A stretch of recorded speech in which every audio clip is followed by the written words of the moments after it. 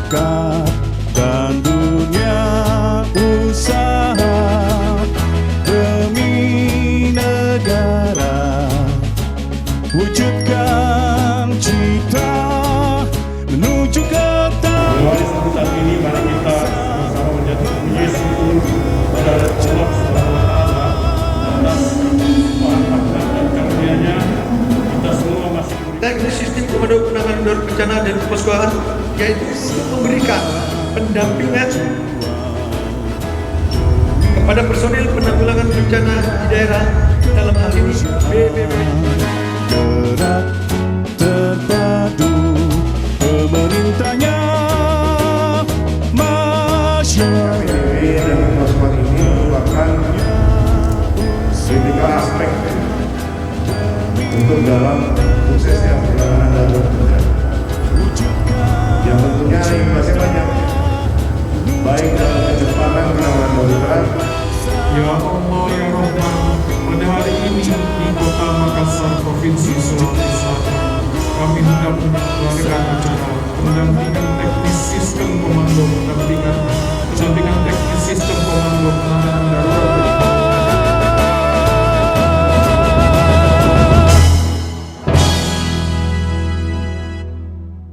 Jadi mudah-mudahan dengan dua sayap ini kita bisa bersama-sama untuk bisa mengangkat Pusdalog, ya, kemudian secara umum tentunya kita bisa mengabdi.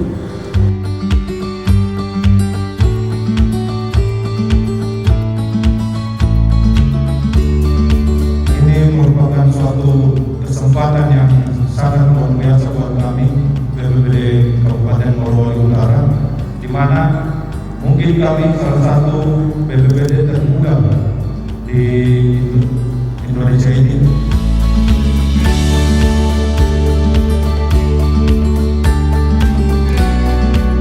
Dan itu harus kita perkuat di daerah. Yang terakhir, kami berusaha melakukan usaha di daerah dengan menggunakan dana PER, ya. Kami berusaha untuk bisa melengkapi seperti yang disampaikan oleh daerah-daerah lain. Kami mungkin mengusulkan oleh daerah PER kalau itu tujuannya. Kita di penyelenggarakan lokasi juga mungkin nanti kan saya dengar sudah koordinasi dengan Kemenpan RB. Karena itu saat ini dilaksanakan juga oleh kami, gitu ya, dengan masuk ke ini Pak. Jadi kami juga mulai masuk ke AKRI, AKOL, dan juga sekolah komando.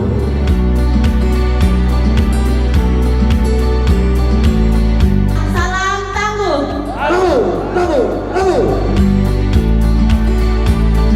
Makanya kita sepakati dulu bahwa bencana sesuai dengan pasal 1 ayat 1 Undang-Undang Nomor 4 ini. Karena tadi saya yakini kita di BPBD kita sepakati dulu apa itu bencana. Ya, lanjut. Penyelenggaraan penanggulangan bencana. Pasal 1 ayat 5 Undang-Undang Nomor 24 Tahun 2007. Penyelenggaraan penanggulangan bencana adalah serangkaian upaya yang meliputi penetapan kebijakan, pembangunan yang bersifat timbulnya bencana, sehingga pencegahan bencana, tanggap darurat, dan rehabilitasi dan rekonstruksi. Bencana ada bencana alam, ada bencana non alam. Nah ini saya singkat Pak. Kebanyakan kita persepsi itu setiap kalau kita di sini mungkin ngerti, kalau di daerah ini pimpinan kita belum tentu mengerti Pak. Saya mau tanya Pak, kalau bencana alam itu kan kita tahu pandemi, gagal teknologi. Kalau rumah terbakar, gagal dijaga rumah, apakah itu termasuk bencana non alam?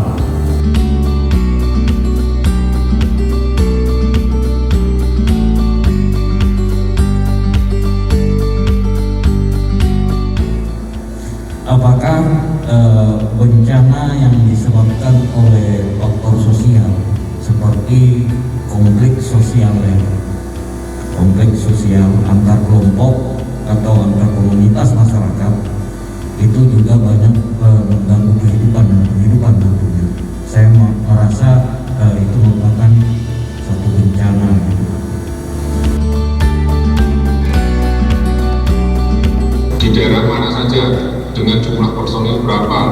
dengan taktis untuk melakukan penyelamatan. Waktu kejadian bencana, kemudian lokasinya di mana, durasinya, waktunya sudah berapa lama, pemicunya apa, nah ini bisa. 14 hari pertama, lanjut dengan perpanjangan 30 hari, 60 atau 60 hari. Nah, kami daerah juga kadang-kadang ditanya oleh dinas lain. Jadi syarat yang diperlukan mengakhiri tanggap darurat.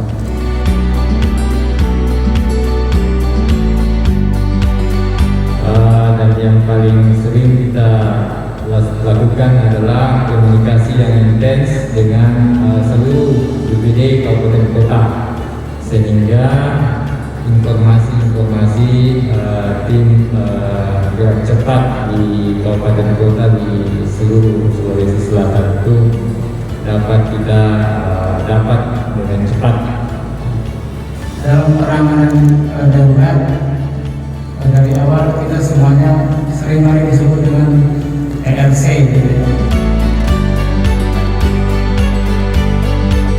Untuk Kabupaten Bogor Timur, dari beberapa bencana yang ada di Sulawesi Selatan, yang paling awas bagi kami itu adalah bencana gempa bumi.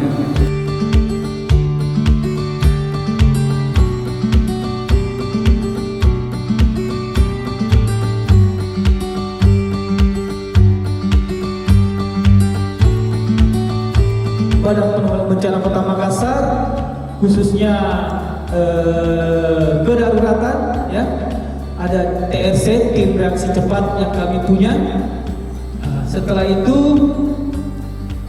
kami berangkat menuju ke Mamuju. Perlu kami sampaikan apa yang kami rasakan pada saat penanganan bencana di Majene. Kalau saya pribadi, saya merasa bahwa luar biasa Indonesia pada saat itu. Kenapa? Karena HP saya hampir semua teman-teman dari Sabang sampai Merauke menghubungi HP saya, dan hampir semua saudara-saudara kita dari Sabang sampai Merauke datang ke Majene, dan hampir semua saudara-saudara kita memberikan bantuan ke Majene dari Sabang sampai Merauke. Jadi luar biasa Indonesia pada saat itu. Karena BPBD itu adalah pegawai keuangan, itu cap. Saya katakan memang dikatakan BPBD itu adalah pegawai keuangan. Tapi setelah adanya bencana COVID ini, BPBD yang tangkap, itu saya tidak bohong. Yang kami rasakan kemarin itu bukan surat-surat. Yang kami rasakan kemarin adalah Indonesia.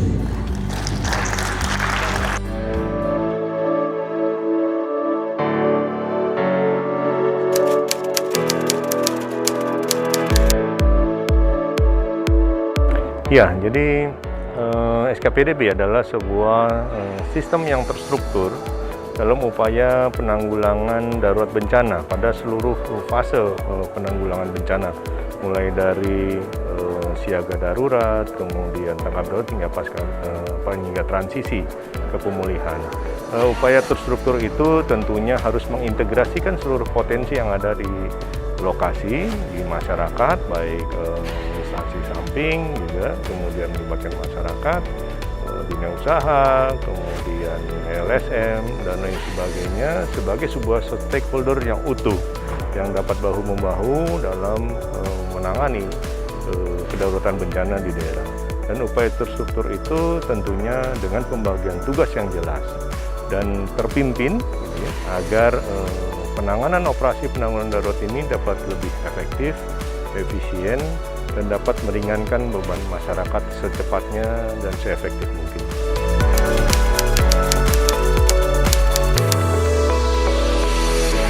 Ya, sesuai dengan peraturan perundangan yang ada, upaya penanggulangan darurat bencana ini dilakukan mulai dari siaga darurat. Artinya ketika ada potensi bahwa hampir pasti kedaruratan bencana ini akan terjadi, gitu ya, risiko risikonya kemudian tinggi, maka dapat ditentukan status kedaruratannya mulai dari siaga darurat, kemudian dan lebih diefektifkan kembali untuk mengerahkan sumber daya pada saat kondisi darurat bencananya.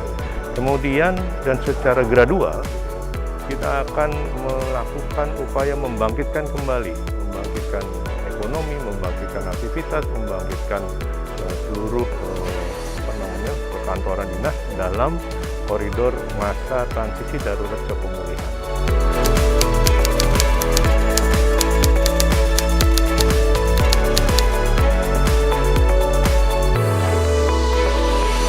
Bahwa SKPDB merupakan salah satu kunci dari kesuksesan dalam penanganan darurat bencana. Dengan SKPDB, maka penanganan darurat ini menjadi teratur, terpimpin, terkendali, gitu ya, dengan tugas-tugas yang jelas, dengan target waktu yang jelas, gitu ya, dengan capaian-capaian yang terukur. Dengan situasi ini, maka kami harapkan ya, bahwa seluruh peserta dari pendampingan ini dapat lebih memahami hal tersebut, sehingga tentunya kondisi risiko bencana di Indonesia ini semakin hari semakin meningkat, gitu ya. Seiring dengan adanya perubahan iklim, seiring dengan semakin padatnya populasi, dan juga ancaman-ancaman lainnya. Dengan posisi itu, maka ketika terjadi bencana, maka staf yang telah mendapatkan pelatihan ini diharapkan bisa memberikan rekomendasi kepada bupati, gubernur, atau kepala daerah secara umum, gitu ya, untuk bisa membentuk SKPDB. Dalam rangkaian pembentukan SKPDB ini tentunya juga melalui rangkaian-rangkaian seperti merencanakan operasi, kemudian juga dengan konsep-konsep perlibatan dari berbagai pihak agar penanganan bencana ini menjadi lebih menyeluruh, gitu ya, dan lebih cepat.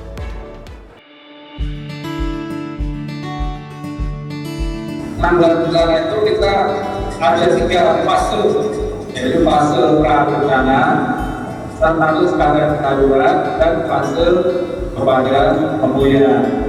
Pertama darurat sebetulnya sudah bencananya sudah terjadi, tapi kalau siaga bencananya belum terjadi. Tapi sebagai ini transisi sudah selesai, yang berikutnya adalah pemulihan pasca bencana, rehabilitasi dan rekonstruksi.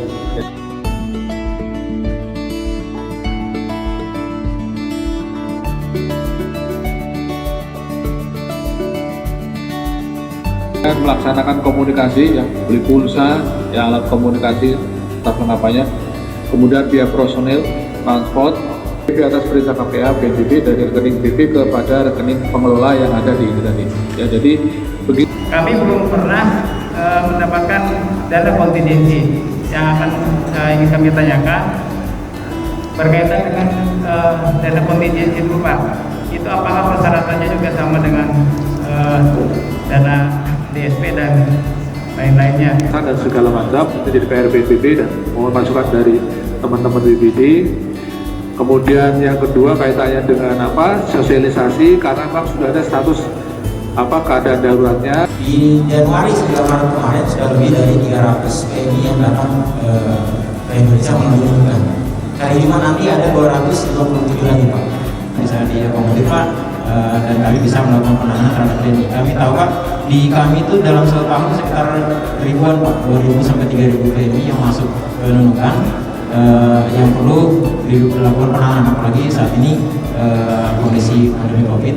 Kita betul-betul menjaga wilayah kami dari penularan tersebut. Demikian, Pak, dari kami. Terima kasih. Tapi menurut kami daripada pakai mau pakai kelapa hanya sebentar kampanye lagi waktu, lebih baik kita buat permanen. Apa itu boleh?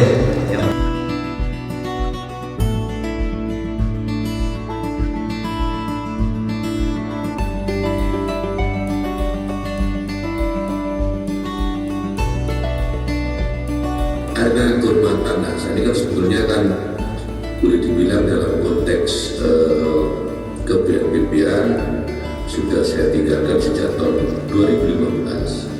Namun perlu diketahui oleh Bapak Ibu sekalian bahwa saya pensiunan tentara, tapi juga pensiunan di kebencanaan.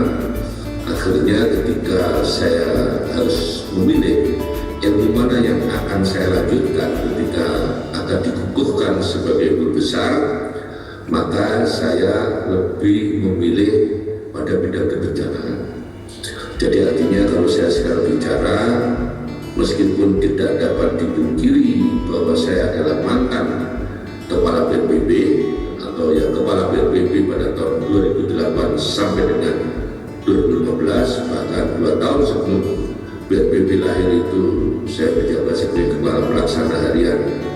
Tugas kepala biro itu adalah kesadaran risiko yang ada di Republik ini dan juga tugas-tugas yang dikembangkan oleh BNPB itu perkembangan sebenarnya bukan SSD itu orang tua.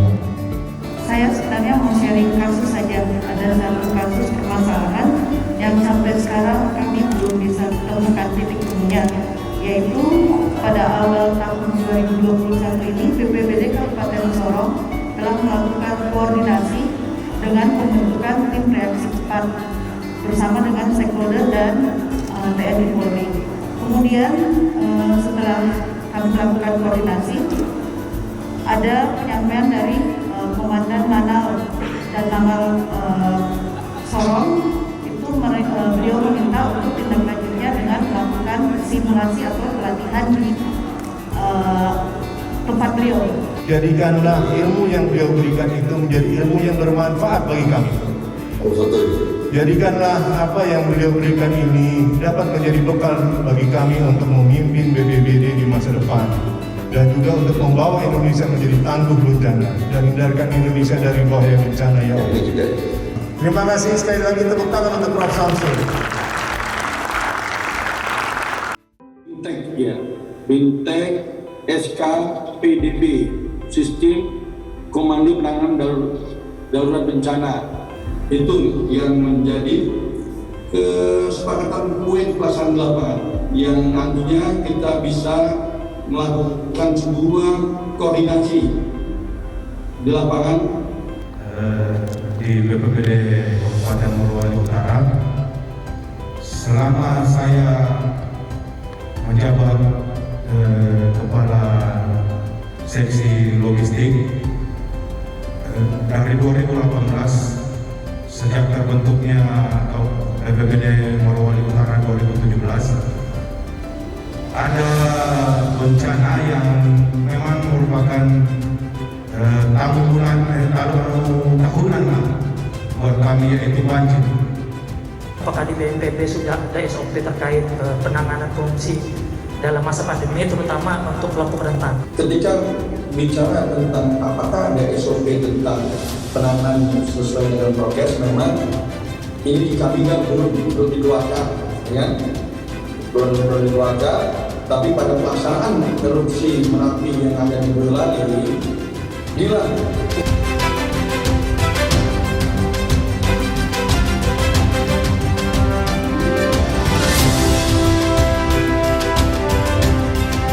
namanya Keperpres RIPB Rencana Induk Penanggulangan Bencana nomor 87 tahun 2020 tentang Rencana Induk Penanggulangan Bencana. Jadi ini adalah cita-cita besar bangsa Indonesia untuk penanggulangan bencana. Yang lanjut dari RIPB, masa cepat aja kalau saya setelahnya.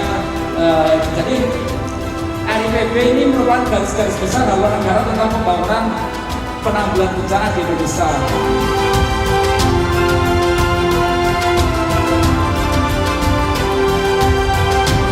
Jadi Pusdalop itu kalau dari tugas-tugas tadi saya memahami bahwa Pusdalop itu adalah menjadi pusat data dan informasi pusatnya. Jadi kalau ada pertanyaan-pertanyaan tentang data bencana, terutama data bencana yang paling baru yang darurat, harusnya Pusdalop bisa menjawab dengan akurat dan tepat. Jumlah korban meninggal di banjir NTT berapa? Harus sama semua jawabannya. Udah pertanyaan, itu pusatnya. Dikaitkan dengan perencanaan rencana induk penanggulangan bencana. Aspek rencana sudah ada Pak, sesuai dengan PP nomor 2 tahun 2018 dan SMKP nomor 101 tahun 2018, di mana kita dituntut Pak untuk pelaksanaan SPM. Kami untuk Pak Wiko itu bersama-sama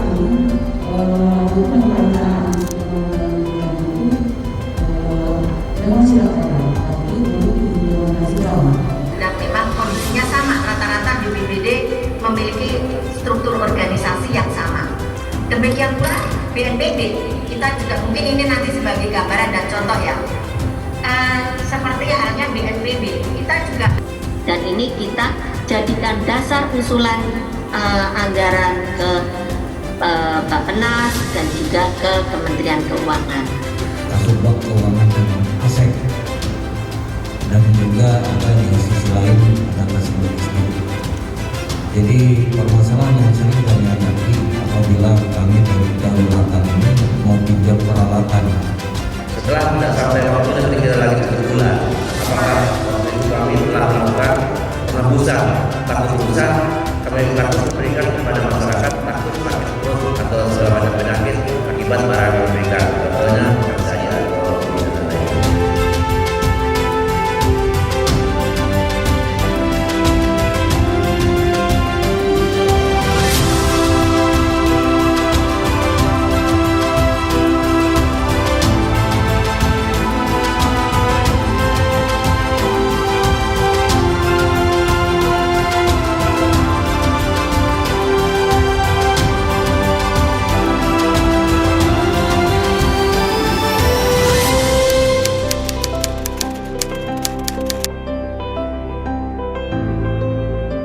Alhamdulillah, Pusdalop yang berada di BPBD Kabupaten Ketapang sekarang sudah berjalan dengan aktif, dan kegiatan-kegiatan yang dilakukan di lapangan ya alhamdulillah itu mendapat respon dari masyarakat, sebab setiap ada laporan dari masyarakat kami langsung turun langsung untuk mengupdate kegiatan tersebut.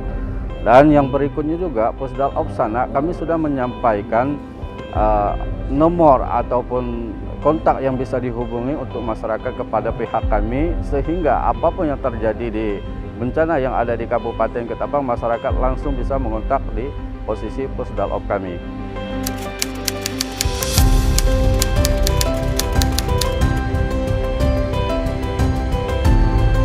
Kalau secara pribadi, saya baru ini melakukan suatu pelatihan seperti ini adalah yang pertama bagi diri saya untuk mengikuti kegiatan ini.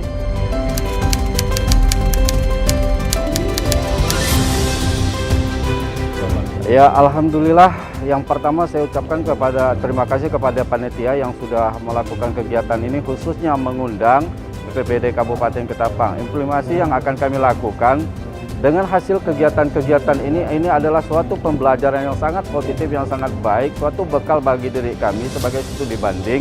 Ini akan kami sampaikan, akan kami salurkan, akan kami sebarkan hal-hal yang terbaik yang kami dapat hari ini untuk kami sampaikan kepada pihak BPBD Kabupaten Ketapang. Trik-trik apa yang kami lakukan ini suatu hal yang sangat berharga bagi diri kami, bagi khususnya BPBD Kabupaten Ketapang. Posko PDP di lapangan ini bisa berjalan dengan efektif.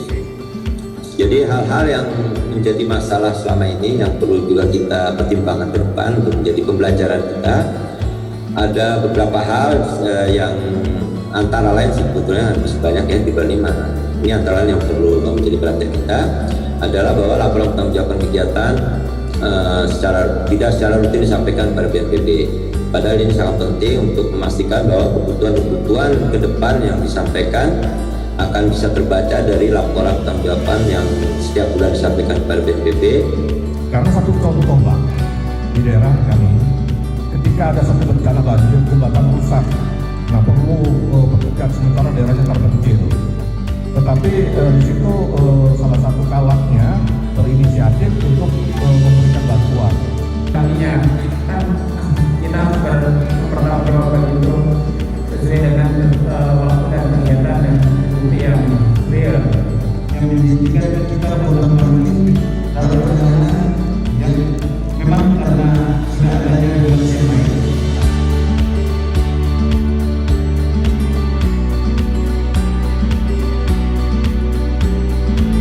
Salam tangguh.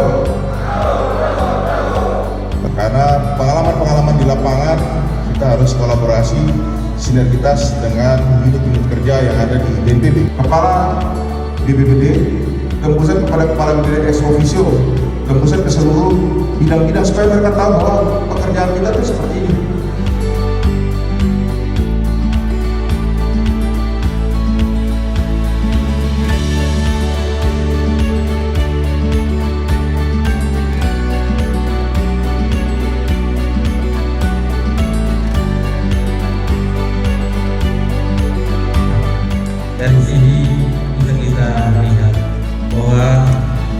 bencana ini kan ada 3 hal: pra, saat, dan pasca.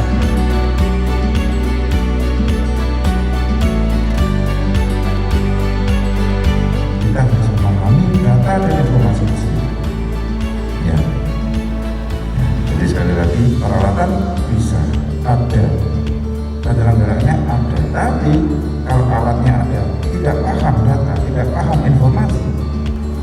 Jadi sekali lagi semua informasi yang ada di dunia ini semua harus berbasis data. Ya.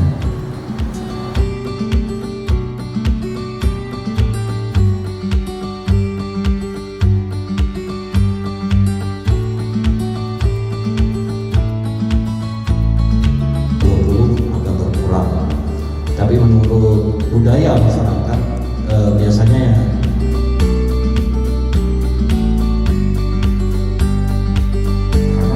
Bapak Ibu setelah kembali ke lokasi masing-masing, tugasnya sudah banyak sekali di sana, sesuai dengan kebutuhan wilayah Bapak Ibu masing-masing.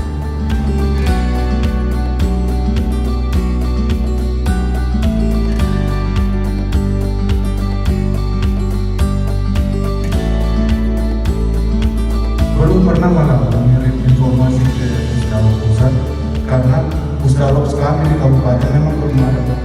Dan itu menjadi tantangan buat berdua ini untuk kembali nanti untuk langsung usul buat Pusdalop mini perangkat-perangkat ya. Tapi sejauh mana sekarang perangkat-perangkat ini termanfaatkan, terutama pada saat terjadi bencana. Karena tetap itu kan, ketawa ya, bingung ya, banyak. PNBP tentunya sebagai komandan operasi di tingkat nasional dan bapak-bapak di BPBD ini tentu menjadi ujung tombak terdepan.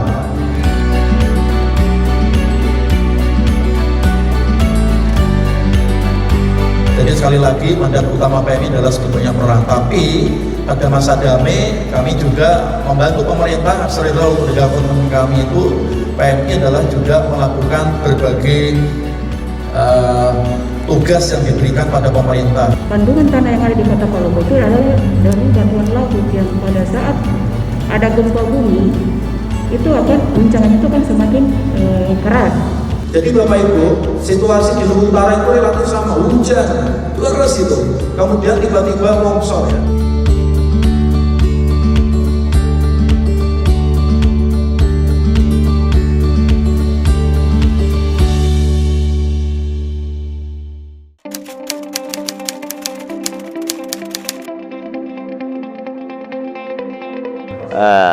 Fungsi kami atau tugas kami sebagai Pusdalop di Kabupaten Lombok Barat, setelah kami berdiri dari tahun 2010, setiap informasi yang datang dari masyarakat ataupun dari media sosial atau dari camat atau desa, cepat kami respon. Dan kalau bencananya besar, langsung kami adakan rapat koordinasi dengan Forkopimda dan serta dinas terkait untuk mengetahui bencana apa yang akan kami lakukan dan apa gerak cepat dan besaran dalam menangani bencana. Nah, di dalam kami bentuk suatu organisasi agar satu komando, tidak ada komando lain. Setiap informasi yang diberikan oleh masyarakat ada bidang kami tugaskan untuk memberikan informasi kepada masyarakat agar informasi itu valid dan tidak bias.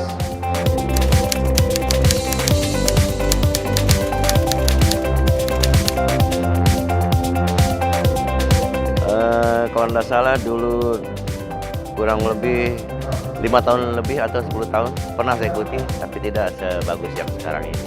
Dulu memberikan informasi seperti biasa, pertama berdirinya BPBD diberikan informasi, tapi sekarang lebih lengkap dia, lebih komplit.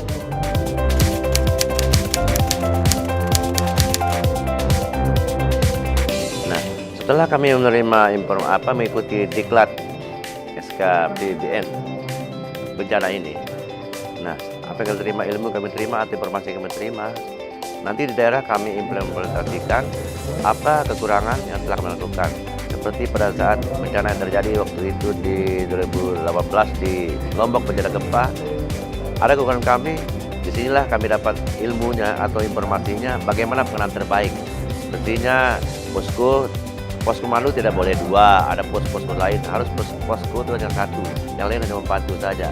Dan informasi yang diberikan tidak boleh dari bidang lain, harus lewat posko 1 komando agar masyarakat tidak terpasir berita diterima oleh masyarakat dan media sosial lainnya. Demikian tetap kita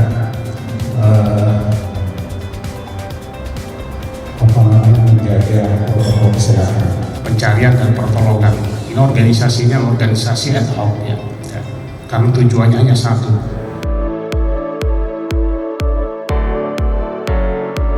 Menjadi salah satu klaster dalam hal pencarian dan pertolongan.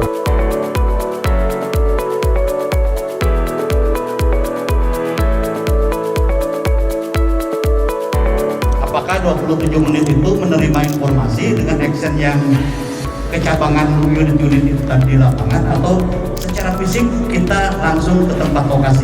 Karena di Kalimantan Selatan tidak mungkin seperti itu. Kemudian posisinya dia sudah standby di kantor. Karena kalau kita berangkat menuju LKB itu bukan hanya orangnya saja yang berangkat, tetapi juga dengan perlengkapannya. Oleh karena itulah sistem yang kami bangun adalah perlengkapan itu sudah standby di mobil. Contoh misalnya warga Malaysia yang terjadi kecelakaan di wilayah Malaysia hanyut sampai ke wilayah kita. Seringkali kami kesulitan untuk mendapatkan instruktur untuk latihan tersebut. Memang tidak lama, hanya 2 hari biasanya karena keterbatasan anggaran.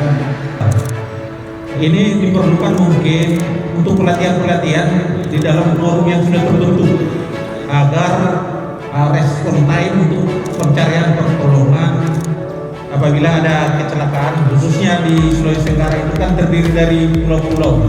Bapak-bapak mungkin bersinggungan dengan BMKG. Ketika cuaca itu tidak baik, maka kita langsung sampaikan kepada saudara-saudara kita untuk sementara ditahan diri untuk melakukan kegiatan. Karena banyak sekali Pak yang terjadi musibah-musibah yang menurut saya itu konyol ketika kita tidak bisa membaca alam.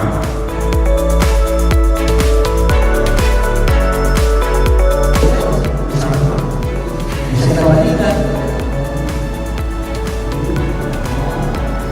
Tentunya berkaitan dengan biasanya evaluasi terkait perencanaan dulu anggaran.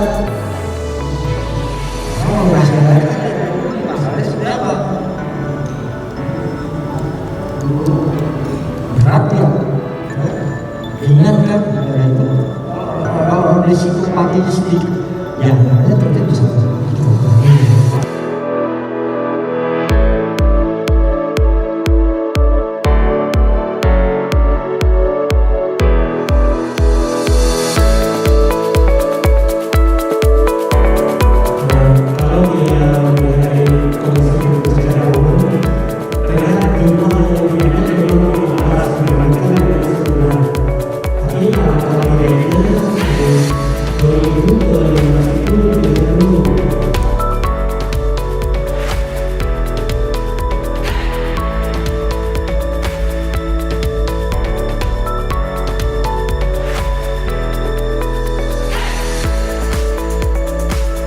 pemerintah daerah tidak mengeluarkan SK tanggap daruratnya.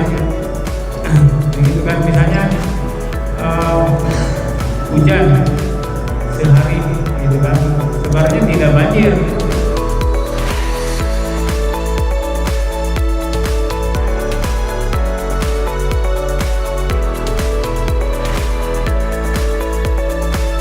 masa dari kami dari urutannya bersama ya pokoknya kejadian. Cuman kan kalau di kita ini kan di bawahnya ya harus ada apa sih yang menonjol, hal-hal menonjol, kemudian situasinya seperti apa, itu menunjukkan dampaknya atau menunjukkan kerugiannya. Kemudian prioritas penanganan, apa prioritasnya, upaya penanganannya, informasi kontak penting, informasi posko dan lain sebagainya, serta daftar-daftar lampiran.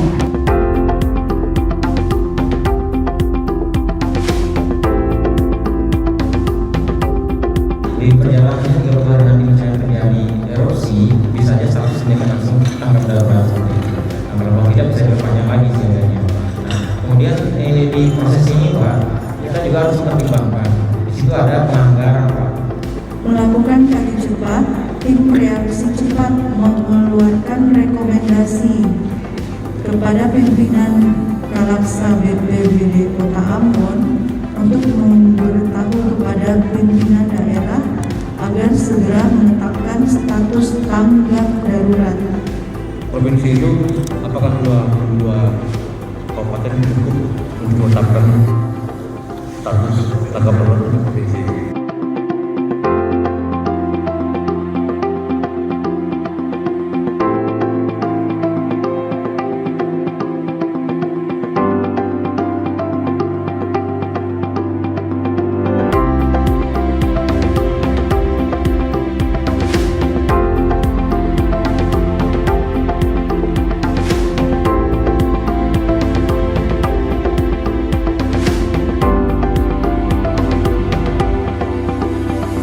Untuk itu di sini saya akan menyebutkan siapa yang mendapatkan apresiasi peserta terbaik kegiatan pendampingan teknis sistem komando penanganan darurat bencana SKPDB dan Keposkoan.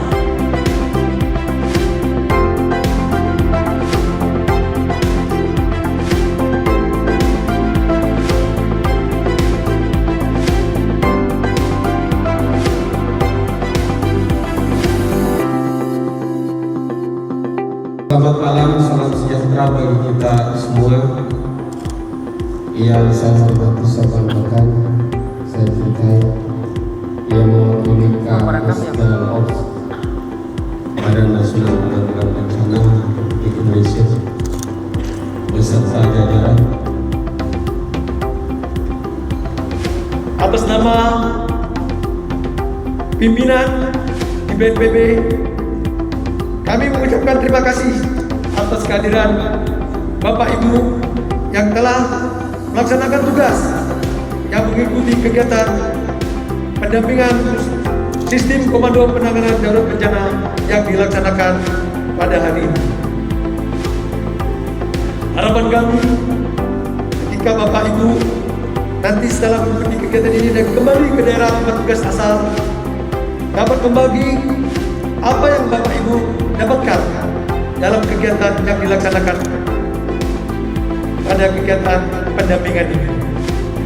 Kami mohon maaf kepada Bapak Ibu sekalian apabila dalam penyelenggaraan kegiatan pendampingan sistem komando penanganan darurat bencana dan Keposkoan ini ada yang kurang berkenan, ada yang ketidaknyamanan, ada yang kurang pas untuk dimaafkan.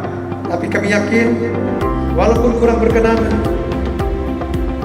dan dapat memaafkan, kami yakin Bapak Ibu tetap bersatu dan menyatu dengan kami di pusat pengendalian operasi di BNPB. Dan yang kedelapan, izinkan saya atas perintah dari Bapak Kapus Dalam untuk menutup kegiatan ini dengan mengucapkan Bismillahirrahmanirrahim. Kegiatan pendampingan sistem komando penanganan darurat bencana dan Keposkoan SKPDB dan Keposkoan kami nyatakan ditutup.